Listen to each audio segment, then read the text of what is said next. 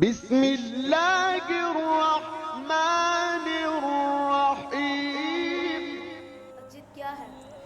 مسجد دنیا کی اہم ترین جگہ ہے، کیونکہ یہ روئے زمین پر اللہ کا گھر ہے۔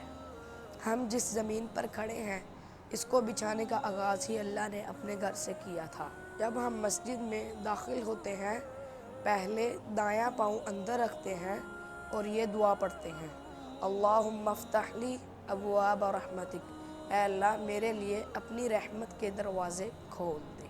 مسجد سے باہر نکلتے وقت پہلے بایاں پاؤں باہر رکھتے ہیں اور یہ دعا پڑھتے ہیں، اللہم انی اسألک من فضلک، اے اللہ میں تجھ سے تیرے فضل کا سوال کرتا ہوں۔ مسجد میں داخل ہونے کی دعا میں رحمت اور باہر نکلنے کی دعا میں فضل کا سوال کیا گیا ہے، اس کی کیا وجہ ہے؟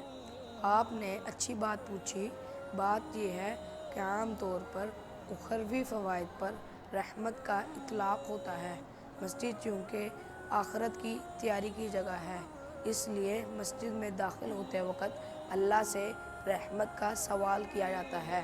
فضل کا اطلاق عام طور پر دنیاوی نعمتوں پر ہوتا ہے۔ مسجد کے باہر کیونکہ دنیاوی نعمتیں حاصل کرنے کی جدوجہد کی جاتی ہے، اس لیے مسجد کے باہر اللہ تعالیٰ سے فضل مانگا جاتا ہے۔